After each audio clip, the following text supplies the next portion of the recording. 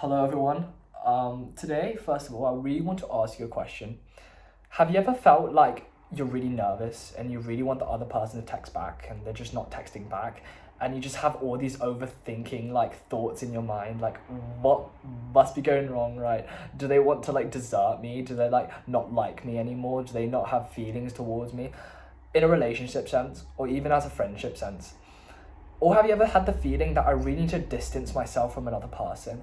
I really need to draw very distinct boundaries, and I don't really want to get into a very emotional relationship or to get into a very close friendship with someone. Well, today I really want to talk about attachment styles, and the two previous scenarios that I talked about are definitely going to reveal themselves in my video today, and I really want to do a short video on why and how important attachment styles really are. I'm going to go through an experiment done in 1980 that really defined the frontier of psychology and how attachment styles really work and how we naturally attract some type of people. I've actually watched a podcast on this. I watched Dr. Human's Love, Desire and Attachment podcast. Also been reading this book called Attached. So hopefully today I would bring you a more scientific point of view about how we actually attract people and how we have these kind of feelings when we go into a deep relationship. So first off, I really want to talk to you about this experiment, and I'm going to give 3 different examples about the 3 different attachment styles. Imagine this relationship, imagine this experiment. There's a stranger, a mother, and a baby. They're put into an experiment room, and the baby's given a lot of toys to play with. In the first scenario, the stranger is left with the children alone as the mother leaves.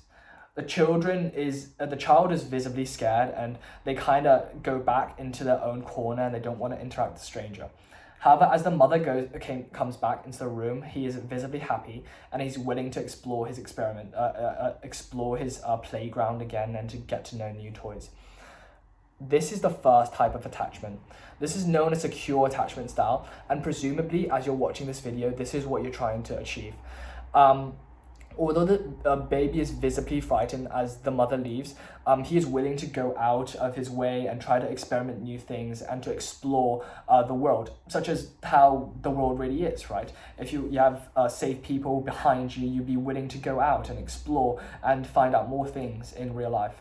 And this is genuinely the thing we really want to achieve, but it's very difficult. Although 50% of the people are actually securely attached, I think this really comes from childhood. And the childhood influence from this is that it's often that your parents have to give you really unconditional love, to always tell you that they are there for you no matter what, and they are the strong wall behind you, and that they're that thing pushing you on, and they'll always be there no matter what for you. This is called the secure attachment style. So point number 2, or attachment style number 2, comes from the same experiment. The stranger, the mother, and a different child, a different mother, different child, is put into the same room. The child is quite tentative, even if the mother is there, but as soon as the mother leaves, he blows a very big tantrum and he's really unable to explore anywhere. He gets into this mind freeze and he's oh my god, sobbing everywhere, and he's I really want my mother back. Then when the mother comes back, the child becomes very clingy and very needy to their parents, and they often don't let go of something like their shirt or their leg, and they're always sending the same message: I really want you to be here, I don't want you to leave. This second type of attachment style is called the anxious attachment style. The reason for this is oftentimes in childhood, maybe your parents weren't always there, weren't always present for your needs, or more likely, it's that you had a pair, maybe abusive parents, or coincidentally, maybe they're bickering quite a lot. So this very tense environment forces you to have very developed neural circuits to watch different expressions from your parents, right? You, as a young child, even looking at a person's expression, even if you don't actually understand what it means, your brain can detect whether they're nervous, whether they're anxious, whether they're stressed, whether they're angry. And when you come from this kind of environment, It's very often that you feel very stressed as a baby and you really need like a person like your mother to take care of you, although you're not always like trusting your mother because she might not always be the rock that you want her to be. There's only about 20% of the people who are like this, and I feel like in a way myself I am a bit like this, but as a real world example that I'm going to give you, I feel like a lot of the times when you're texting someone with a nervous or anxious attachment style, you really want them to respond and you really want them to make you feel like you belong, and you really gotta make them feel like, oh, you are like that person in their life that I really need. If they don't respond to you, maybe they don't respond enough for your desired amount, you might feel like, oh, I'm left out, okay, I'm not good enough, oh, they think this and that about me.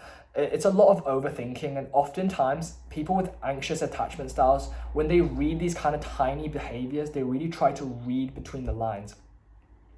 However, as our brains develop, most of the times our logical conclusion is not oftentimes the right conclusion. And we come to conclusions a lot faster than what we are supposed to do. So normally the best way to solve this anxious attachment style is to try to use logic instead of emotion most times, to look at a problem and be like, okay, I'm going to give this problem time. I'm going to go back to this problem maybe a day later, maybe 2 days later. Or the second best way to overcome your anxious attachment style is to try to be next to securely attached people and to really tell them, you know, I have an anxious attachment style and I hope that you give me your unconditional love so I can be healed in this way. Oftentimes it takes like 4 to 10 years to heal. And I definitely feel like I have a bit of this attachment style, and I would definitely try to like implement this kind of a securely attached people in my lives to help me overcome this thing that's blockading, you know, a lot of my thinking and overthinking.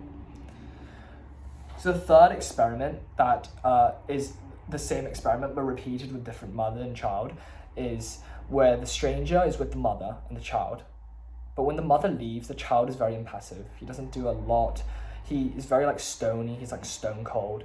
And once as the mother comes back, the child is still like impassive. He doesn't show a lot of emotion. It's like he doesn't really care whether the mother's there or not.